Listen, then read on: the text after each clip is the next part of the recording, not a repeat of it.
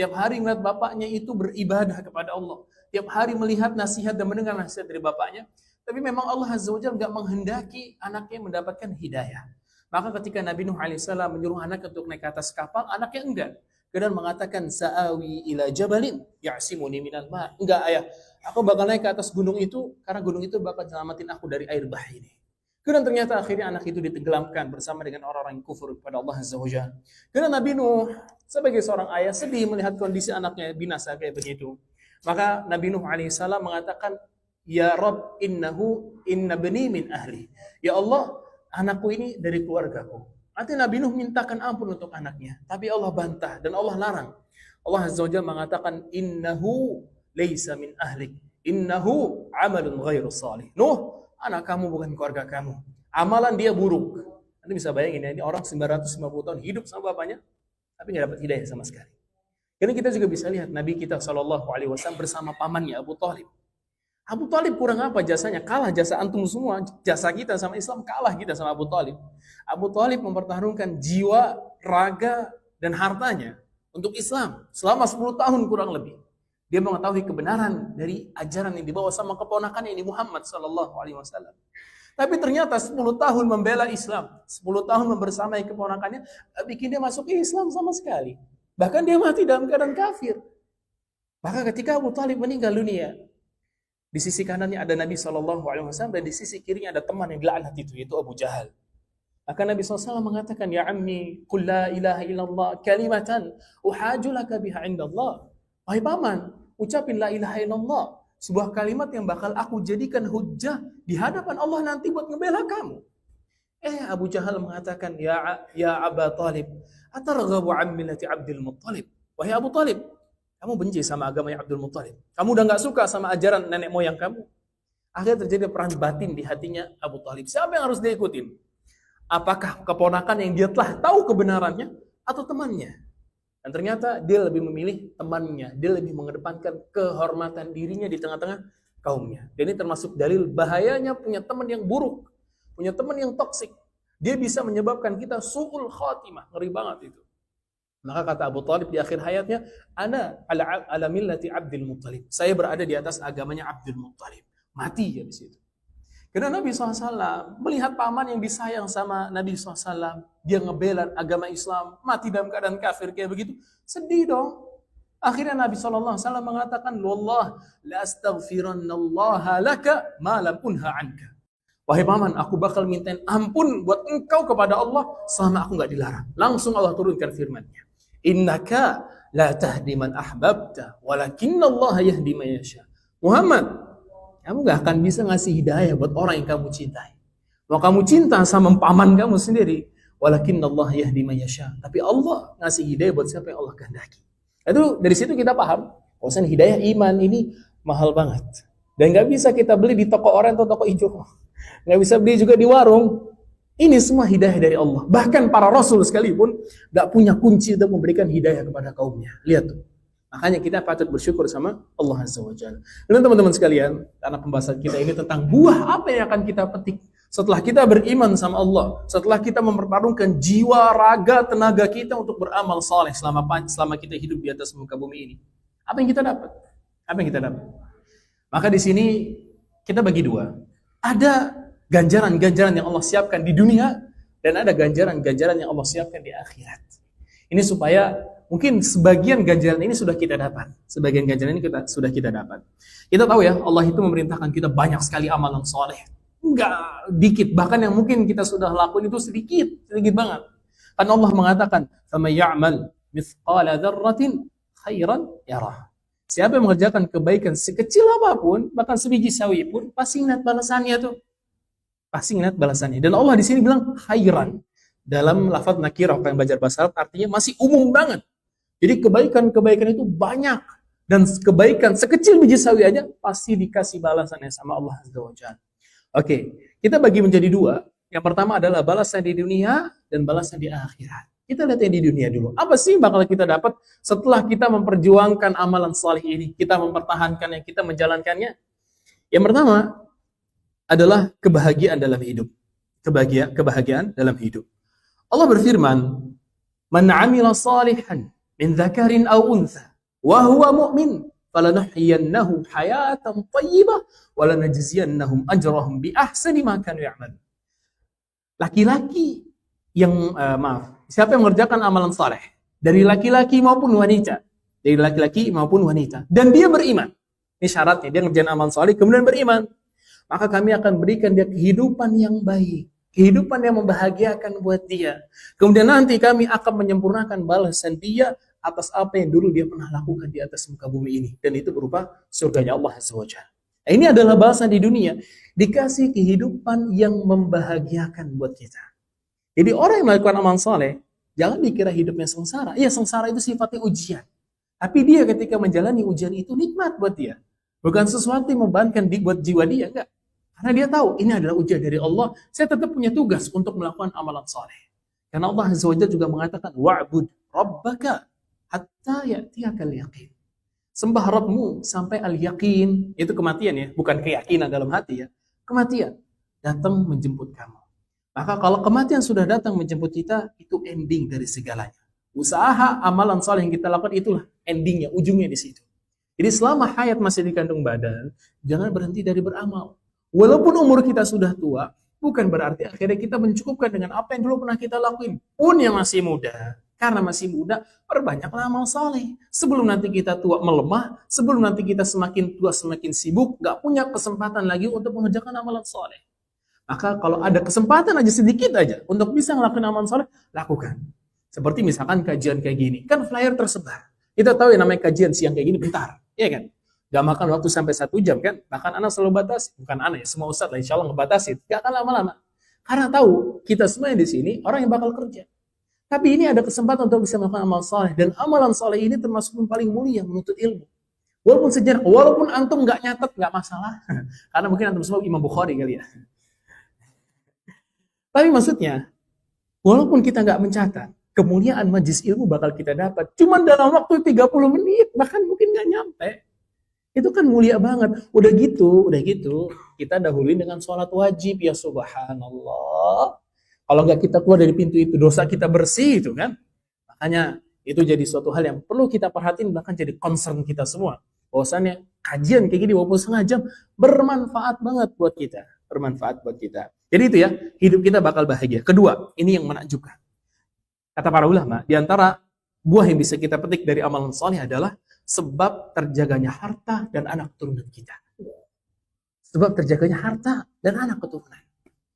Kata para ulama, kalau kita mau menjaga anak dan menjaga keturunan kita dan juga harta kita, dari misalkan punya anak yang na'udzubillah durhaka, atau anak yang zalim, kufur na'udzubillah, atau harta yang hilang tanpa sebab, maka di antara caranya adalah melakukan amalan soleh.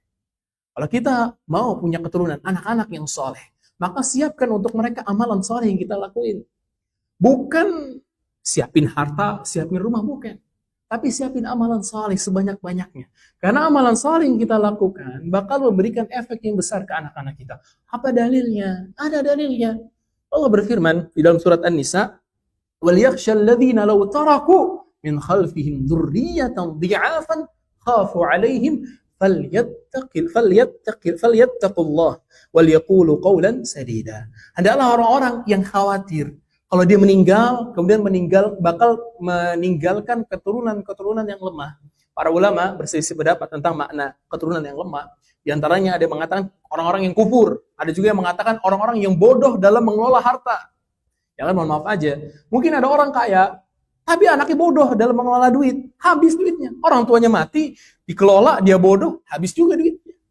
Dan inilah dzurriyyatan dhi'afan namanya. Adalah keturunan-keturunan yang lemah. Dan kita kan nggak pengen punya anak kayak begitu. Apalagi durhaka, na'udzubillah. Maka kata Allah apa? Falyattaqullah. Maka bertakwa sama Allah. Jadi kalau kita pengen anak kita soleh, kita pengen harta kita bertahan terus panjang, maka bertakwa sama Allah. Dan takwa apa? Takwa? Apa takwa? Takwa nama teman anak. Takwa itu mengerjakan apa yang Allah perintahkan dan menjauhi apa yang Allah larang. Itu semua tahu.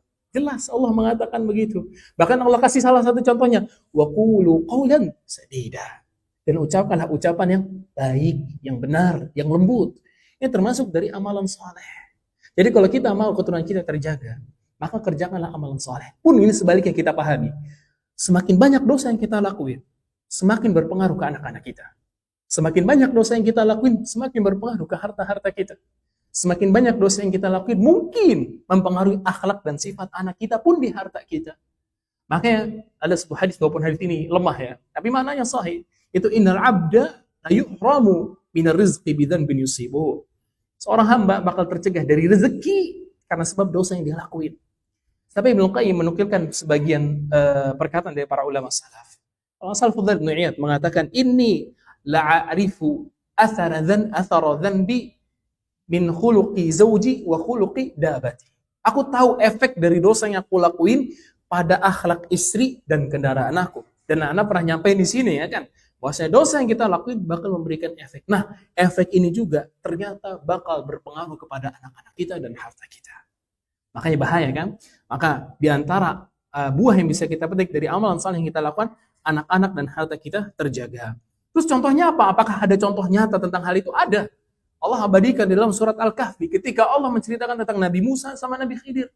Ketika mereka sampai kepada sebuah desa, yang di situ ada rumah milik dua anak yatim. Yang temboknya udah mau roboh.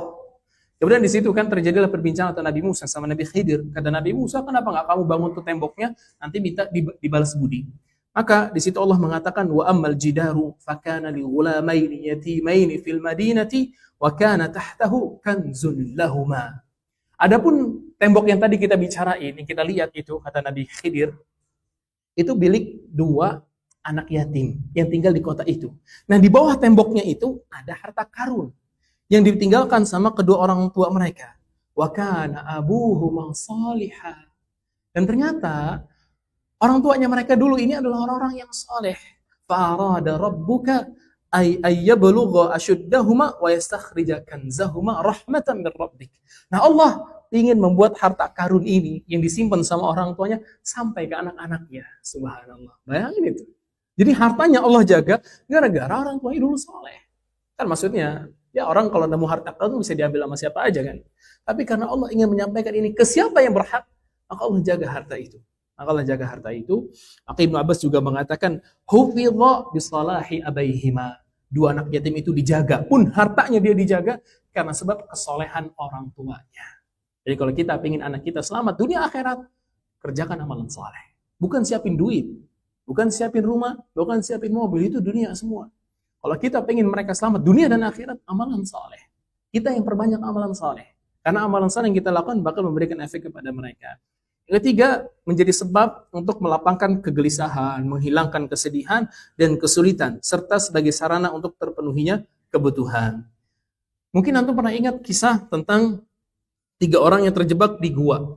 Pernah dengar kisahnya kan ya? Masyhur lah. Di mana 3 orang ini terjebak di gua karena hujan deras. Habis itu mereka masuk ke gua. Ketika masuk ke gua, ternyata batu besar jatuh longsor. Jebret, ketutuplah pintu keluarnya. Mereka berusaha untuk mendorong batu itu, ternyata nggak bergeser. Bahkan mereka coba gali, nggak bisa.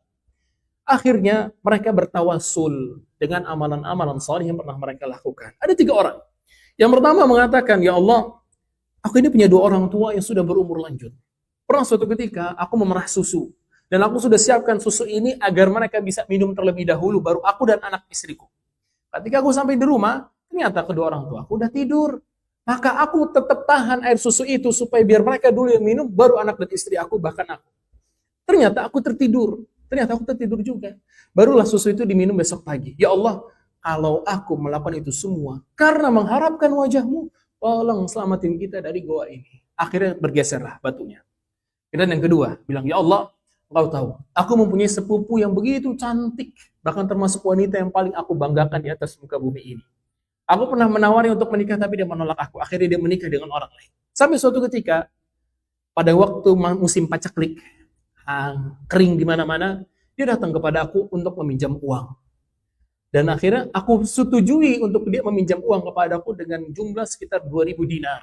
Banyak banget 2.000 dinar itu. 2.000 atau 200 dinar lah. Akhirnya aku kasih dia satu syarat. Dia mau berzina sama aku. Ternyata dia iyakan. Akhirnya ketika aku sudah sampai di hadapan dia tinggal berzina, dia mengatakan, cincin ini tidak berhak dicopot kecuali dengan haknya. Maka karena hal itu aku takut sama Engkau ya Allah, aku tinggalkan sepupuku dan aku tinggalkan harta itu untuk dia. Maka ya Allah, kalau aku ngelakuin ini semua karena wajahmu, tolong selamatkan aku dari gua ini. Bergeser lagi batunya. Sampai yang ketiga. Yang ketiga mengatakan, ya Allah, engkau tahu aku punya usaha. Dan aku punya pegawai-pegawai. Sampai ada satu pegawai yang sebelum dibagi gajinya, dia udah pergi, nggak tahu kemana. Akhirnya, karena aku tahu ini adalah amanah di sisimu, ya Allah, aku tahanin hartanya dia, gajinya dia, kemudian aku kembang biakan. Sampai akhirnya jadi aset yang begitu banyak. Kemudian datanglah dia beberapa waktu yang lalu kepada aku dan meminta jatahnya dia, kewajiban dia atau hak dia. Akhirnya aku berikan kepada dia, dia bertanya, mana harta saya yang waktu itu? Maka aku bilang, harta kamu itu semua. Dan asetnya besar, banyak. Maka dia ambil itu semua dan aku gak merasa berat sama sekali. Karena memang itu haknya dia. Maka ya Allah, kalau aku ngelakuin itu semua, karena wajahmu, tolong selamatin kita dari sini. Akhirnya bergeserlah semua batunya. Tuh lihat, mereka dalam keadaan kesulitan, dalam keadaan sedih, dalam keadaan putus asa. Bahkan dalam keadaan butuh diselamatin sama Allah. Ternyata Allah kabulkan semua doa mereka karena sebab satu doa, yang kedua mereka bertawassul dengan amalan soleh. Jadi kalau misalnya kita udah stres sama kehidupan dunia ini, mentok sana sini, perbanyak amal soleh. Bukan malah stres, bukan malah diem, bengok, tapi banyak amal soleh. Karena semakin banyak amal soleh, semakin banyak kemudahan-kemudahan datang dari Allah Azza wa Jalla.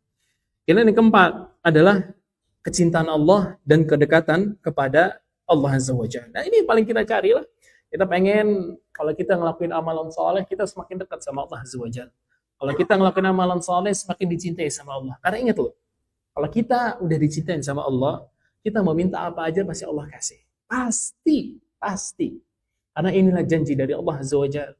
Mana Allah mengatakan, Man 'ada li waliyan faqad adzantuhu bil harbi. Barang siapa yang memusuhi wali-wali aku, maka aku mengumumkan perang sama dia. Wa ma taqarraba ilayya 'abdi bi syai'in ahabbu ilayya mimma aftaradtuhu 'alaihi. Dan tidaklah hamba-Ku mendekatkan dirinya kepada aku dari sesuatu yang paling aku sukai kecuali kewajiban yang aku wajibkan atas dia. Jadi menjalankan kewajiban seperti sholat 5 waktu, zakat, puasa dan seterusnya, itu adalah sebab paling besar cinta Allah bisa kita gapai. Kemudian Allah lanjut mengatakan dalam hadis qudsi ini, "Wa ma yazalu 'abdi yataqarrabu ilayya bin nawafil hatta uhibbah." Nah, setelah dia menjalankan kewajiban itu, supaya bisa mendapatkan cinta Allah, maka dia menambah dengan yang sunnah. Akhirnya karena dia ngejalanin yang sunnah, dia jaga yang sunnah, akhirnya aku cinta sama dia. Kemudian apa balasannya? Fa idza ahbabtuhu, kalau aku udah cinta sama dia, kuntu sam'ahu alladhi yasma'u bih wa basaruhu alladhi yubsiru bih wa yadahu allati yabtishu biha wa rijlahu allati yamshi biha. Kalau aku udah cinta, maka aku menjadi pendengaran yang dia mendengar dengannya, penglihatan yang dia melihat dengannya, tangan yang dia gunakan untuk meraba dan kaki yang dia gunakan untuk melangkah. Maksudnya semua adalah Allah jaga dia. Allah jaga dia. Wa in sa'alani la'utiyanna wa la in ista'adzani la'u'idhanna. Kalau dia minta sama aku kasih. Kalau dia berlindung sama aku lindungi. Itu yang keempat. Bayang itu. Cintanya Allah Azza wa Jalla. Yang kelima di dunia yang bakal kita dapat adalah kecintaan dari makhluknya. Kecintaan dari makhluknya. Anak jujur li aja ya. Anak tanya ke antum. Antum punya teman yang soleh, rajin ke masjid. Kalau ngomong kata-katanya indah, nggak pernah nyakitin hati orang. Selalu baca Quran, selalu berzikir kepada Allah, nge-share-nya yang baik-baik di grup WhatsApp. Antum suka nggak sama orang itu? Senang kita dekat sama dia kan? Ya orang baik banget ya Allah. Itu adalah kecintaan yang Allah tanamkan untuk mereka, orang-orang yang melakukan amalan saleh. Allah Azza wa Jalla mengatakan, Innal ladzina amanu wa 'amilus salihati sayaj'alu lahumur rahmanu wudda. Sesungguhnya orang-orang yang beriman dan mengerjakan amalan kebaikan, maka kelak Allah yang Maha Pengasih akan menanamkan rasa kasih sayang dalam hati hamba-hambanya. Sehingga nanti manusia cinta sama dia, senang sama dia. Makanya kenapa ahli ilmu itu dicintai sama banyak orang? Karena kesolehan mereka. Kenapa orang-orang yang baik akhlaknya dan sebagainya dicintai sama semua orang? Karena akhlak baiknya dia yang itu berupa amalan saleh. Itu di dunia loh, udah dapat 5 kita. Ini luar biasa. Kemudian kita pindah ke akhirat, apa yang bakal kita dapat di akhirat nanti? Yang paling pertama, ini di ujung nih, sebelum kita pindah dari dunia ke akhirat, kita mendapatkan husnul khatimah. Ini kita cari ya guys. Jadi kita pengen mati dalam keadaan husnul khatimah. Semuanya pengen kayak begitu. Tapi gimana caranya? Di antara caranya adalah istiqomah, melakukan amalan soleh sampai ajal datang menjemput. Dah itu. Apa dalilnya? Dalilnya firman Allah, Innal ladzina qalu rabbuna Allah tsumma istaqamu Dalilnya adalah Nabi SAW bersabda, Innallaha idza arada bi'abdin khairan ista'malahu.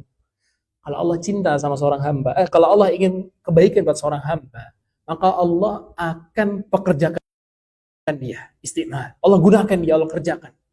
Para sahabat bertanya, kaifa istimaluhu? Bagaimana Allah pekerjakan dia ya Rasulullah? Maka Nabi SAW mengatakan, an yuwaffiqahu li'amalin salih qabla mautih. Allah berikan dia taufik agar dia mengerjakan amalan saleh sebelum dia meninggal dunia. Akhirnya dia meninggal dunia di atas amalan solehnya. Bukunya dia indah ketika ditutup. Ternyata ditutup dengan amalan soleh yang ini. Indah sekali jadinya. Husnul khatimah. Husnul khatimah. Yang kedua adalah mendapatkan kabar gembira dengan surga sebelum meninggal. Ini kita pernah sampaikan juga terkait masalah ini, di mana di antara keutamaan atau hal yang sangat menyenangkan buat orang beriman adalah dia mendapatkan berita gembira tentang surga sebelum meninggal. Benar-benar sebelum meninggal. Jadi kan kalau kita meninggal itu, malaikat-malaikat itu bakal datang kepada kita, kemudian memberikan kabar gembira tentang surga yang bakal kita dapat.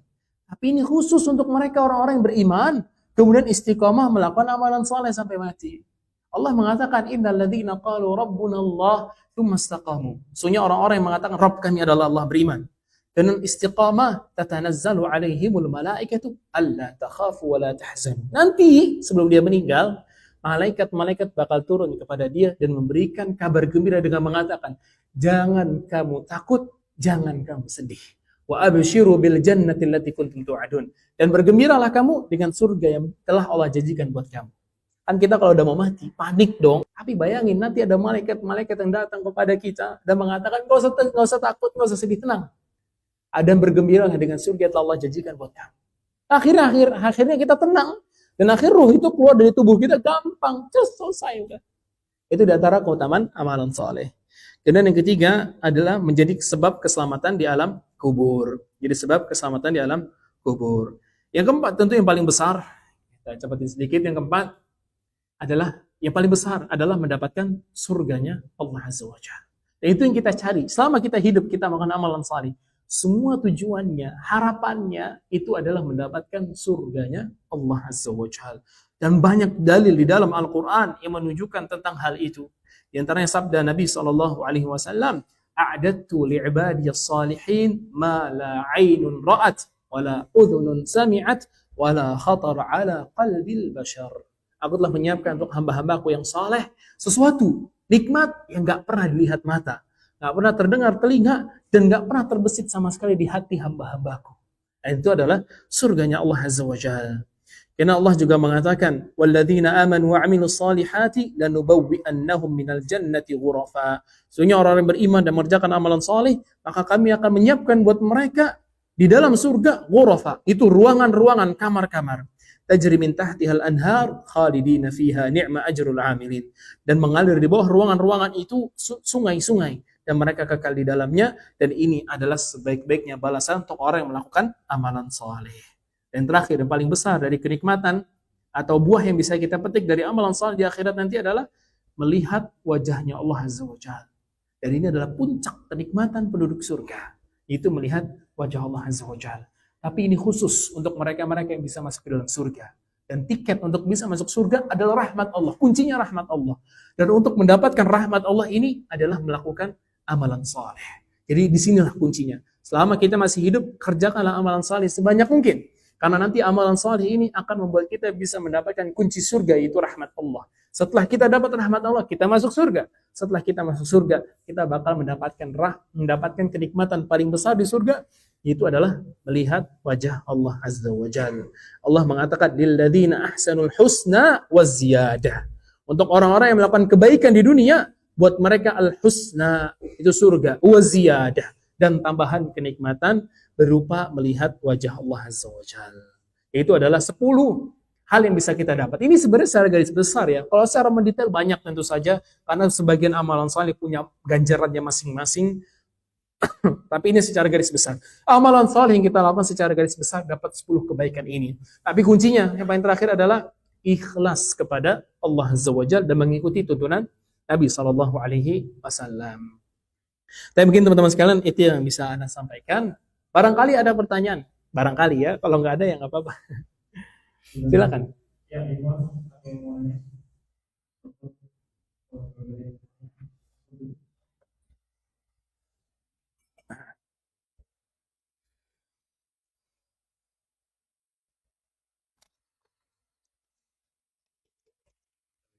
Assalamualaikum warahmatullahi. Ya, izin bertanya sedikit Ustaz. Tadi aku sampaikan bahwa dosa yang dilakukan oleh seseorang itu bisa berpengaruh kepada istri, kendaraan, bahkan anak keturunan. Dan sebagaimana hal tersebut, apakah hijrah seseorang bisa memberikan dampak sebaliknya? Insyaallah. Hijrah itu termasuk amalan soleh kan ya? Kita sepakat hijrah dari kita masa jahiliyah menjadi lebih baik, lebih taat kepada Allah, itu adalah amalan soleh. Amalan soleh semuanya akan menghapuskan perbuatan-perbuatan buruk yang pernah kita lakukan. Ini konsep awalnya. Tapi, boleh jadi, ini kata Ibnu Qayyim ya, boleh jadi seseorang sudah hijrah kepada Allah, taubat kepada Allah, menyesali semua dosa-dosa yang dilakukan, taubatnya udah diterima sama Allah. Tapi ada satu catatan penting. Efek dari dosa itu boleh jadi masih ada. Dosanya udah nggak ada. Allah sudah ampuni. Tapi karena Allah ingin mengangkat derajat dia, menghapuskan benar-benar bersih dari dia, Allah kasih ujian dari efek dosa-dosa itu. Dan efek dosa banyak. Ibnu Qayyim menyebutkan sekitar ada 27 efek dosa. Yang itu bermacam-macam. Di antaranya ini, yaitu perubahan akhlak dari anak dan istri kita. Tapi ala kulli hal, intinya tugas kita bertobat kepada Allah dan berlindung sama Allah dari diuji dengan cara kayak begitu ya. Jadi semoga Allah ampunin aja dosa-dosa kita tanpa perlu diuji kayak begitu. Jadi kayak gitu ya. Allah alam. Insya Allah hijrah itu bisa menghapuskan efek itu. Bisa. Kayak gitu.